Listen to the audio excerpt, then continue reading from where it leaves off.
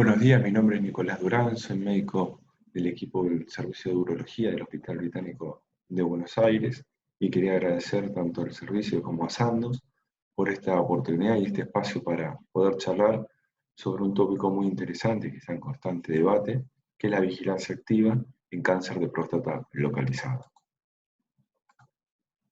Bien, la dinámica de la charla va a constar en una introducción y definición sobre la misma. Luego determinar los grupos de riesgo según las diferentes guías internacionales, evaluar los criterios de inclusión y exclusión, luego definir un programa de seguimiento, cómo emplearlo correctamente, y finalmente hacer una discusión y debate sobre este tópico.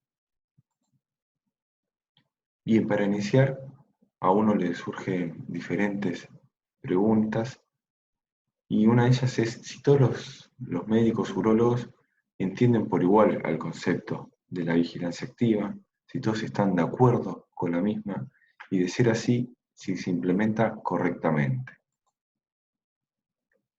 Nos les obliga a presentar al Dr. Lawrence Klotz, considerado el padre de la vigilancia activa, médico canadiense que en la década de los 90 fue quien introdujo esta conducta y que empezó a publicar sus primeras series.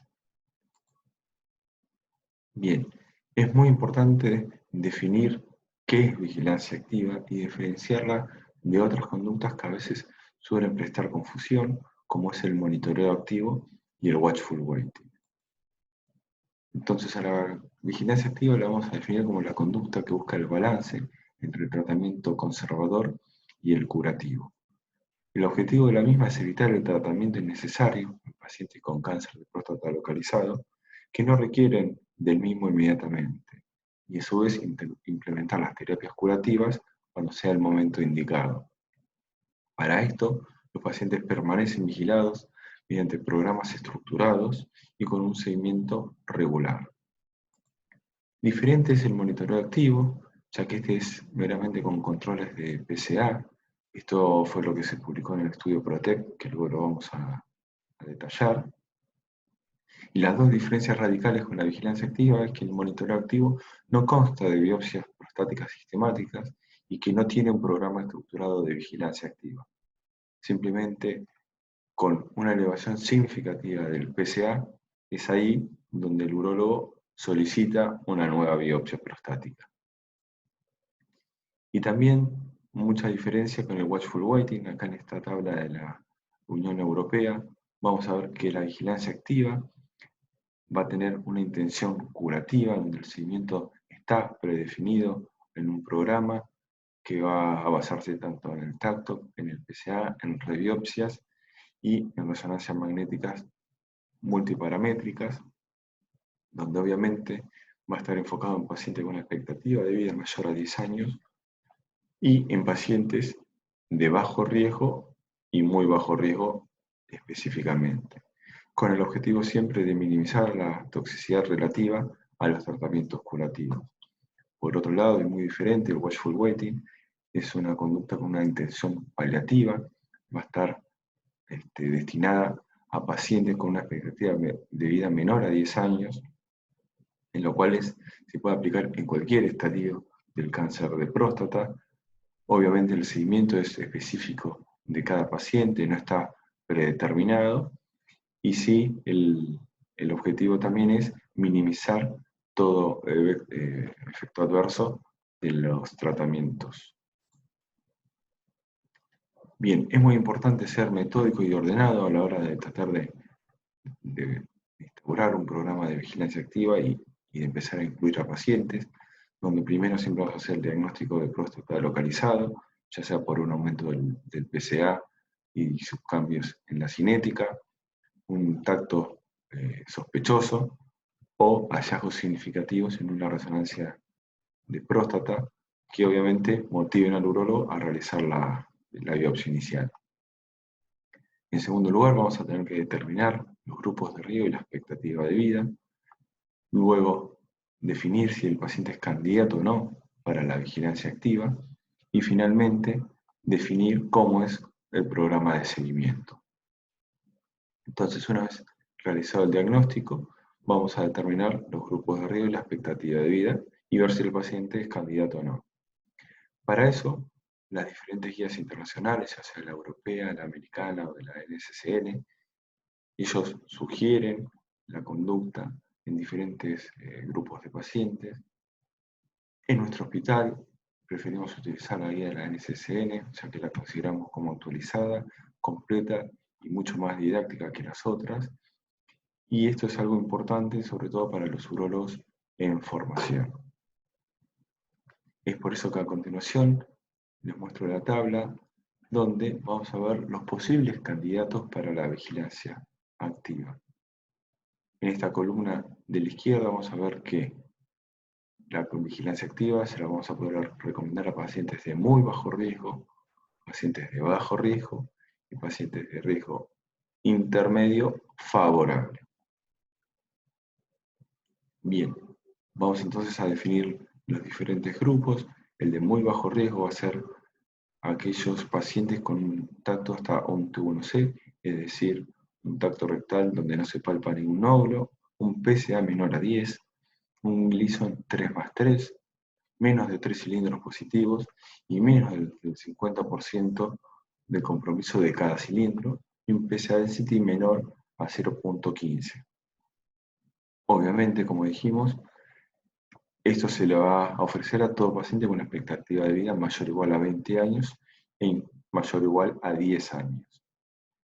Es por eso que en este diagrama vamos a ver cómo a pacientes con una expectativa de vida mayor o igual a 20 años, la vigilancia activa es una de las variantes que le podemos ofrecer en conjunto con la radioterapia y la prostatectomía radical. Pero en pacientes con una expectativa entre 10 y 20 años, es únicamente la vigilancia activa la conducta sugerida. Obviamente no se lo vamos a sugerir a pacientes con una expectativa menor a 10 años, donde simplemente se va a realizar la observación. Bien, los pacientes de bajo riesgo van a ser aquellos pacientes que tengan un tacto de T1 hasta un T2A, es decir, que se les pueda llegar a palpar un nódulo, un PSA menor a 10 y un Gleason 3+3, siempre y cuando los pacientes tengan una expectativa de vida mayor o igual a 10 años. Bien, por último, dice el grupo más controversial, es el grupo intermedio favorable, es el grupo más border, ya que en este grupo vamos a incluir a pacientes que tengan un tacto de un T2B hasta un T2C, es decir, hasta un compromiso generalizado de los dos lóbulos prostáticos, o un PSA entre 10 y 20. Vamos a tener pacientes con un Gleason 3+3, o incluso pacientes con un Gleason 3+4, es decir, mayor agresividad histológica. Y siempre menor del 50% de los cilindros comprometidos. Siempre considerar la vigilancia activa cuando la expectativa de vida es mayor e igual a 10 años. Bien, y luego tenemos que ver los objetivos y definir cómo va a ser este seguimiento. Los objetivos del seguimiento van a ser tratar de reclasificar a lo largo del mismo a los pacientes, es decir, pacientes que en una primera instancia eran un 3+3, ver a lo largo de la historia evolutiva si progresan a un 3+4, si hay un aumento progresivo del PSA o si hay hallazgos significativos en las resonancias de próstata. Obviamente vamos a tratar de detectar aquellos tumores que presentan progresión histológica y luego disminuir también todas las complicaciones asociadas a los tratamientos curativos. En un trabajo de Cates siempre van a nombrar que un tercio de los pacientes a lo largo del seguimiento, sobre todo a 5 años, un tercio de los pacientes salen de la vigilancia activa. Bien, ¿cómo vamos a hacer este seguimiento? Obviamente lo vamos a hacer con rastreos del PSA, con una frecuencia no menor a 6 meses, y luego con una frecuencia no menor a 12 meses, es decir, un año. Siempre vamos a tener que hacer el tacto rectal, rebiopsia, sobre todo la primera al año, que se llama la biopsia confirmatoria. Incluso cada un año o 18 meses podemos realizar las biopsias de próstata multiparamétricas. Obviamente cualquiera de estos testeos se va a adelantar en caso de ser clínicamente necesario. Y la idea de la NCCN sugiere considerar a la resonancia, a la biopsia y al análisis molecular para confirmar la candidatura a la vigilancia activa, siempre y cuando sean pacientes de bajo riesgo e intermedio favorable. Bien, en esta tabla la idea es mostrarles cómo es un seguimiento del memorial. Ellos, fíjense que obviamente inicialmente le hacen el PSA, el tacto, la resonancia y la biopsia, como cada 6 meses van a hacer siempre el PSA y el tacto, y al año van a hacer la biopsia y a los 18 meses la resonancia. A la hora de discutir sobre la vigilancia activa, son muchos los tópicos que entran en juego: la aplicabilidad de los marcadores moleculares, el tipo de biopsia, si es transrectal o transperineal, la utilidad o no de la resonancia magnética multiparamétrica, los calculadores de riesgo, los diferentes test genómicos, la adhesión al programa por parte de los pacientes y cómo es la progresión de la enfermedad en este grupo de pacientes que no es tan agresivo el cáncer de próstata. Pero nosotros nos vamos a centrar en los primeros y los 3 tópicos más importantes, que son los resultados de la vigilancia activa, los criterios de inclusión y cómo es el follow-up, cómo es el seguimiento en esta conducta. Bien, simplemente para mostrar algunos trabajos de la literatura internacional, esta es la serie del Trias, donde vamos a obtener resultados como este, que luego de los 5 años, un 50% de sus pacientes continuaban en vigilancia activa, y luego de 10 años, el 30% continuaba bajo la misma. Y en este estudio se aplicó para pacientes de muy bajo riesgo e intermedio favorable, es decir, fueron bastante inclusivos. Después, por ejemplo, en la serie de Gotterbold, la sobrevida a cáncer específica a 10 años fue del 99%, a 15 años del 96%, y la sobrevida libre de metástasis a 15 años fue del 93%. Es decir, tuvieron muy buenos resultados a largo plazo. Bien, importante mencionar que hoy en día no hay un ensayo clínico prospectivo, controlado y randomizado sobre vigilancia activa. Es decir, estamos todavía a la espera de un estudio de estas características sobre vigilancia activa. Un trabajo que es prospectivo, con resultados a 10 años, es el del grupo PROTECT, que, como dije previamente, es con monitoreo activo, no es con vigilancia activa. Ellos en un N de 1.643 pacientes los dividieron de forma equitativa en radioterapia, prostatectomía, es decir, los 2 tratamientos curativos, y el monitoreo activo. ¿Qué es lo que ellos hacían? Hacen PSA cada 3 meses durante el primer año y luego cada 6, 12 meses. Ante un aumento del PSA del 50% en 12 meses, es decir, un aumento significativo, es ahí donde le indican una biopsia y un eventual tratamiento. Es decir, no hay una biopsia sistemática como lo hay en la vigilancia activa. Con estos resultados, entonces, comparando el monitoreo activo con el tratamiento curativo, no encontraron diferencias significativas en la sobrevida total y cáncer específica a 10 años, y obtuvieron buenos resultados, ya que la progresión con metástasis a los 10 años fue del 2.6% para los pacientes con el tratamiento activo y del 6% para el tratamiento conservador. Pero reiteramos, no había un seguimiento tan estructurado, era monitoreo activo. En esta tabla, publicada por el doctor Briganti, vamos a ver que hay diferentes series internacionales que desarrollan la vigilancia activa, pero siempre vamos a poder diferenciar 2 escuelas muy renombradas, muy diferentes entre sí, que es la del Johns Hopkins, y la del Dr. Klotz de Canadá. Vamos a poder apreciar que la escuela del Johns Hopkins es mucho más conservadora, va a incluir siempre pacientes de bajo riesgo, incluso pacientes mayores, con un tacto de un T1C y menor o igual a un T2A, es decir, va a excluir a pacientes con un T2B y un T2C. Siempre van a ser pacientes con un Gleason menor o igual a 6.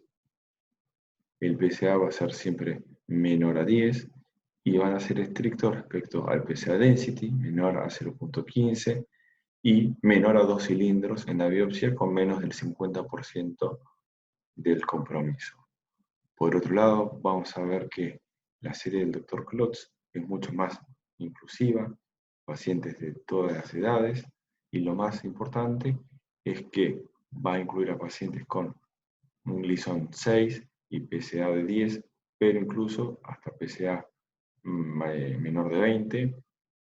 La diferencia radical es que va a incluir a pacientes con un Gleason 3+4. Bien, en esta columna del medio vamos a observar que tanto el Hopkins como la serie del Sunnybrook a los 10 años van a tener una sobrevida a cáncer específica del 99% y a los 15 años también, es decir, que les fue muy bien, mientras que a los canadienses también tuvieron buenos resultados, ya que a los 10 años una sobrevida a cáncer específica del 98.1% y a los 15 años alrededor del 94%.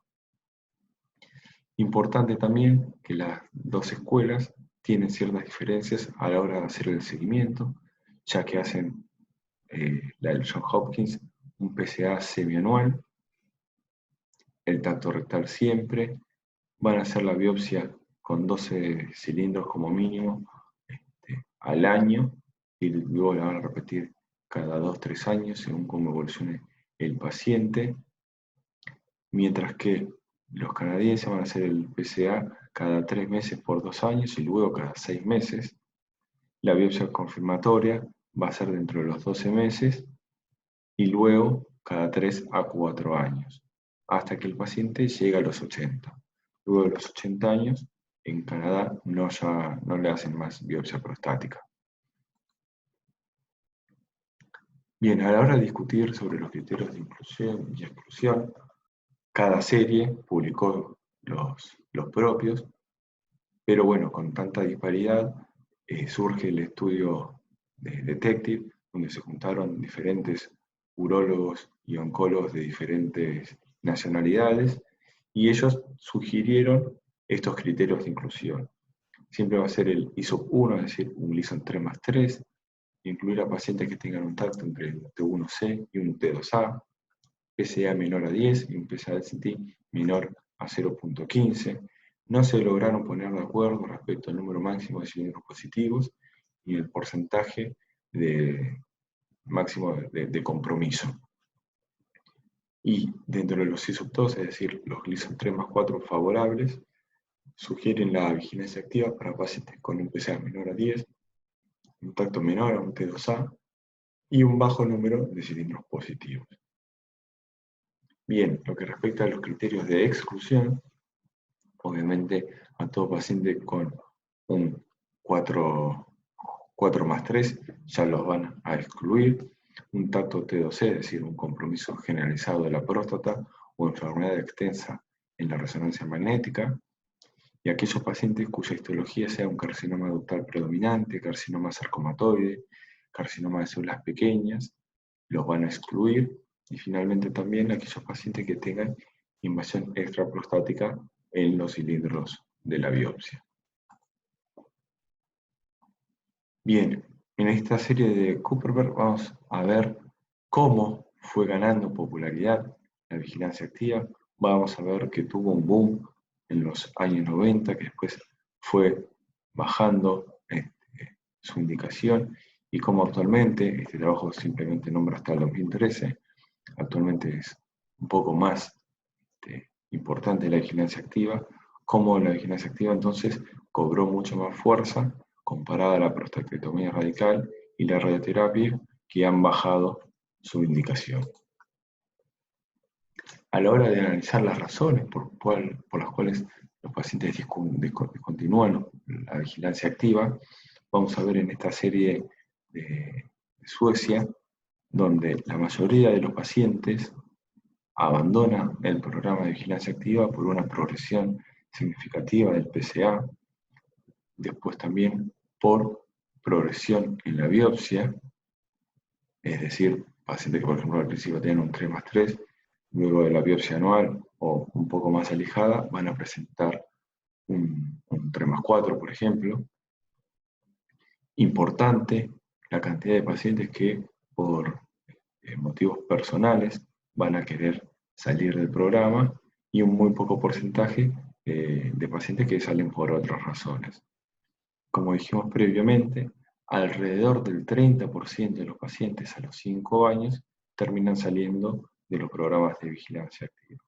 Pero esto no hay que tomarlo como un fracaso, sino como un tiempo prudencial que el paciente pudo estar sin tratamiento curativo, sin tener los efectos adversos del mismo y, lo más importante de todo, sin comprometer su sobrevida a cáncer específica.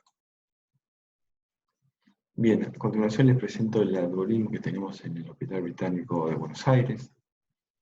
Acá vamos a ver que ante un aumento sospechoso del PSA, alteración de la cinética del mismo, un tacto sospechoso o una lesión sospechosa y significativa en la resonancia de próstata, el urólogo va a indicar la biopsia prostática. Es así que vamos a hacer el diagnóstico de cáncer de próstata localizado y vamos a clasificar según las diferentes guías. Como dijimos nosotros, usamos la de la NCCN. Vamos a ver los diferentes grupos de riesgo y expectativa de vida. Nosotros tenemos una escuela también bastante conservadora, parecida a la de Johns Hopkins. Entonces a los pacientes de grupo de riesgo intermedio, alto y muy alto, directamente le vamos a ofrecer el tratamiento curativo, es decir, prostatectomía y radioterapia con o sin bloqueo hormonal. Entonces, concentrándonos en los pacientes de muy bajo riesgo y de bajo riesgo, cuya expectativa de vida sea mayor o igual a 10 años, y que los pacientes tengan los criterios de inclusión, es a ese grupo específico a los que le vamos a ofrecer la vigilancia activa. Ya sea en el seguimiento, donde el paciente se tenga que reclasificar, o que presenten progresión de la enfermedad, es ahí donde los pacientes obviamente se les va a ofrecer el tratamiento curativo. A los pacientes de bajo riesgo con una expectativa de vida menor a 10 años, como se dijo previamente, se les va a ofrecer una observación, y a aquellos pacientes con una buena expectativa de vida, pero con criterios de exclusión, obviamente le vamos a sugerir realizar los tratamientos curativos. Importante dentro de los criterios de inclusión, que después lo vamos a charlar, hay que reevaluar y presentarlos en un ateneo multidisciplinario y estarle muy encima a aquellos pacientes con una edad menor a 55 años, con antecedentes familiares de cáncer de próstata, pacientes afroamericanos o con hallazgos de PIRAS 4 y 5 o bien marcadores elevados, ya que van a ser esos pacientes que entran dentro de un gris a la hora de seleccionarlos. Bien, importante mencionar que todos nuestros pacientes están en una base de datos de la Confederación Americana de Urología, ya que estamos haciendo el proyecto de Latin American Active Surveillance Group, donde incluimos a todos los pacientes y compartimos datos con hospitales de España y toda Latinoamérica, a fin de poder determinar y unificar conceptos y el seguimiento. Bien, para ir finalizando y para que se lleven un mensaje a casa, esta es una de las diapositivas que suele presentar el doctor Loren Klotz en sus diferentes exposiciones, donde él divide a dos aguas, dos grandes grupos. El grupo que está en negro, donde nosotros ya le vamos a ofrecer la vigilancia activa, van a ser pacientes con un Gleason 3+3, va a ser pacientes con enfermedad limitada, una resonancia de próstata negativa y un PSA density bajo. Y por el otro lado, pacientes que están en el grupo blanco, donde ya sabemos que no le vamos a ofrecer la vigilancia activa. van a ser a pacientes con un glisón mayor o igual a 3 más 4, o con un porcentaje mayor al 10% del componente 4. Y es por eso que en el medio nos queda esta zona gris, de gray zone, como le dice el doctor Lawrence Klotz, donde acá vamos a encontrar pacientes que tienen un 3 más 3 extenso, pacientes con un 3 más 3, pero menores a 50 años. Esto es porque hoy en día no tenemos buena evidencia de cómo suelen evolucionar estos pacientes. Pacientes con un 3 más 4, pero menor al 10%, es decir, con un bajo componente de Gleason 4. Pacientes con un Gleason 3 más 3, pero biomarcadores elevados. Y 3 más 4, con biomarcadores bajos. Luego, pacientes con un PIRADS 4-5, es decir, hallazgos significativos en la resonancia de próstata, con un Gleason 3 más 3. Y pacientes con un 3 más 3, pero con un PSA density elevado. Bien, como dijimos al principio de la charla, queremos que a la hora de aplicar la vigilancia activa y de seleccionar pacientes, es muy importante ser metódico y ordenado. Hacer el diagnóstico, determinar los grupos, ver si es candidato, y luego definir cómo va a ser el seguimiento. Y, por sobre todas las cosas, lo más importante es establecer un vínculo de confianza y seguridad del paciente, que el paciente se sienta protegido y seguro de que la vigilancia activa es para su bien. Bueno, muchas gracias, esto fue todo. Agradezco nuevamente el espacio, tanto al Servicio de Urología del Hospital Británico como a Sandoz por esta oportunidad. Muchas gracias.